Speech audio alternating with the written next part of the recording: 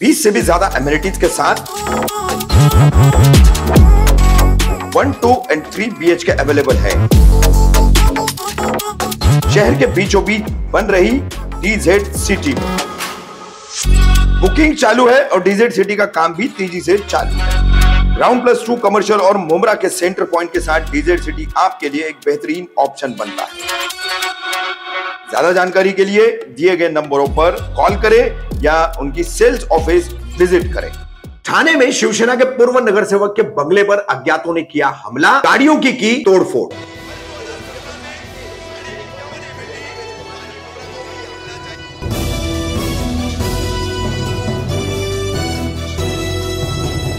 रफीक कामदार Hindustani reporter में आपका स्वागत है। ठाणे के कासार वडवली पुलिस स्टेशन से मंगलवार 26 दिसंबर सुबह एक बड़ी खबर सामने आई है। यहाँ पर शिवसेना शिंदे गुट के पूर्व नगर सेवक मानिक पाटिल, इनके बंगले पर सुबह तड़के कुछ अज्ञातों ने हमला किया। हालांकि शिकायतकर्ता पूर्व नगर सेवक मानिक पाटिल और परिवार के लोग इन हमलावरों को पहचानते हैं, मगर कैमरे पर बातचीत के दौरान मानिक पाटिल ने उनका नाम लेने से इनकार किया। उसका उन्होंने कारण भी बताया। तो किस तरह से ये तोड़फोड़ की गई है, एक व्यक्ति बंगले के गेट लांग करके हाथ में हॉकी या डंडा है वो लेकर के अंदर घुसा है और फिर गाड़ियों में मार रहा है, गाड़ियों के कांच तोड़ रहा है। बाहर से भी कुछ लोग जो है वो बियर या सोडा वाटर आदि की बोतलें फेंक रहे हैं। उसका सीसीटीवी फुटेज भी सामने आया है। सीसीटीवी फुटेज और इन तमाम गाड़ियों का बंगले का नजारा दिखाते हुए क्या वजह हो सकती है इस हमले की? राजनीतिक कोई प्रतिद्वंदिता है या फिर कोई सियासी दुश्मनी, पैसों की मांग या अन्य कोई कारण? क्या वजह हो सकती है? तो इस पर क्या कहा है पूर्व नगर सेवक मानिक पाटिल और उनके परिवार के सदस्यों ने सुनी। वैसे कासार वडवली पुलिस स्टेशन में यह मामला दर्ज किया गया है और CCTV footage K Aadhaar per police in आरोपियों की खोज कर रही है। सर, काय नेमकं सकाळी एकंदरीत घडलेलं आहे, काय सांगाल तुम्ही? हे सकाळी अचानक मी झोपलेला असताना आज ही दुर्घटना घडलेली आहे आणि सामनेवाल्यांनी कशाबद्दल केलेलं आहे हे मला पण माहीत नाही। त्यांना काय पैसे पाहिजे होते का काय पाहिजे होते ते काय मला काय समाधान नाही अजूनपर्यंत, पण जे आहेत पण ते आम्ही ओळखतो त्याला, म्हणून नाव घेणं त्याला मोठा करणं ते माझं बरोबरचं काम नाही। ते माझ्यापेक्षा मोठे नाहीत, ते गलीतले चोर आहेत। त्यांना मी जर माझ्या डोक्यावर घेतलं तर ते मला स्वतःला आवडलं। साधारण किती जण होते ज्यांनी हल्ला केला आणि काय नेमका त्यांचा उद्देश होता? त्यांचा उद्देश होता का ते गाडीच्या काचत तर फोडलं, मी तर झोपलेलो होतो। दुसरं काय केलं ते काचा फोडल्यानं गेले। साधारण किती जण होते एकूण? 6 जण होते। या संदर्भात पोलीस 6 ने 4 5 लोक होते। पोलिसांकडे काय तक्रार वगैरे केले? हा, पोलीस ठाणा आपला कासार वडवली पोलीस स्टेशन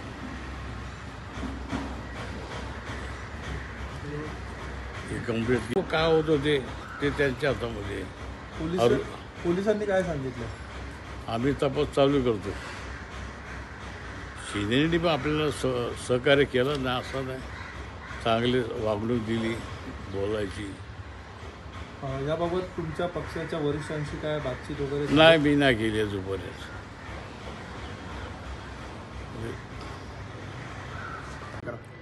काय भावना, माझ्या मिस्टरला याच्यापासून धोका आहे आणि सकाळी 4-5 लोक आम्ही झोपल्यानंतर आले आणि माझ्या गाड्या फोडल्या, बंगल्यावर दारूच्या बाटल्या फेकल्या।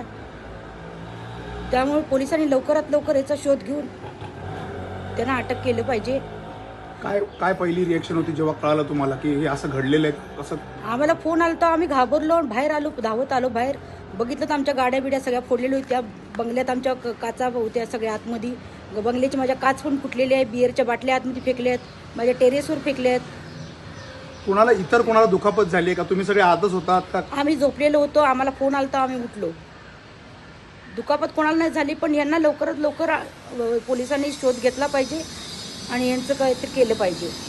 माझे मिस्टर बाहेर जातात, काय झालं तर ते जबाबदार राहतील।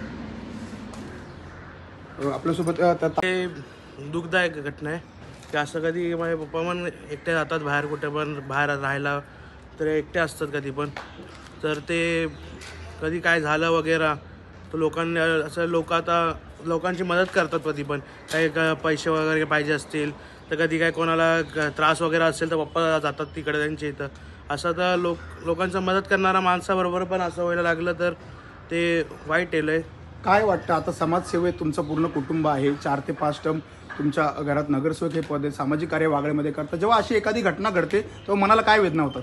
एक तरुण म्हणून काय वाटतं? एक भीती पण राहते मनामध्ये की असं काय म्हणजे कधी रस्त्यावरती वगैरे असं काय झालं.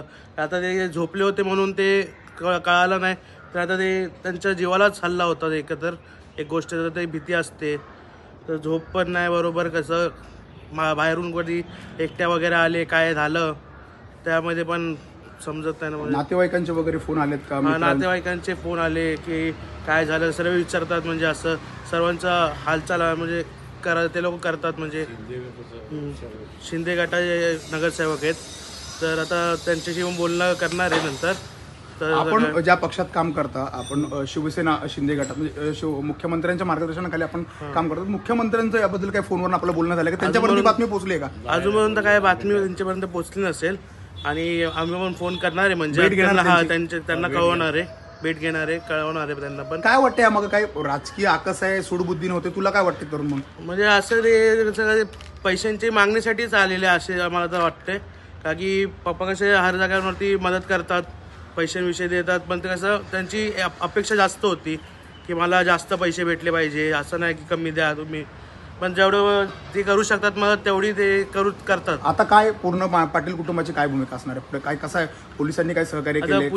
पोलिसांना बोलतायत आम्ही सहकार्य करतायत पूर्ण. आता जेव्हा पकडले जातात अजून शोध तर करतात त्यांची, पण अजून पकडले गेले नाहीत. पण लवकर ते बोलतात पकडले जातात. किती जण होते तुम्ही टोटल घरात? आम्ही आता मी तर नव्हतो, माझे पप्पा होते आणि वाईफ होती, बस तेवढं दोघंच होते. आणि ते पण रूममध्ये होते आतमधल्या, तर म्हणून ते कळालं नाही.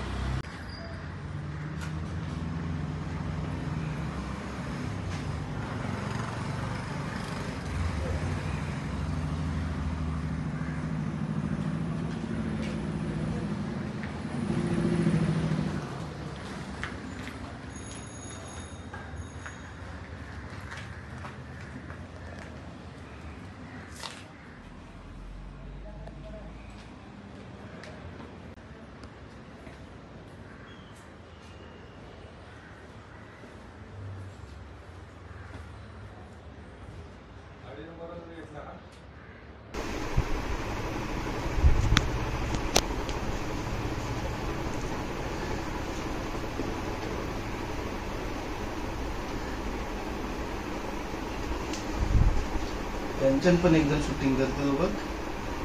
हो काय पडला ते बघ. पडला हो तोच एकटा. Okay okay okay okay okay त्यावेळी बाटल्या फेकल्या. एकाला टाकल्यात. हा एकरच हे काय 2च मिनिटाचं खळानेच. हा सगळे बाहेर उभी आहेत. हा शूटिंग करतोय तेव्हा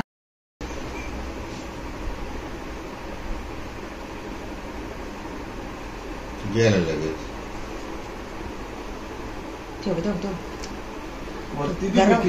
वरती पण भेटले का? पाय मोडा पाहिजे त्या माझा.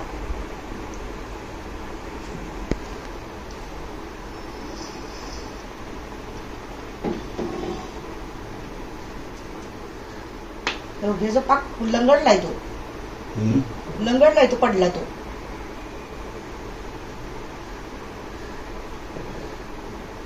खुर्ची काच नाही फोडली का? पुढची नाही वाटते, मागच्या पुरं जमला नाही मारायला.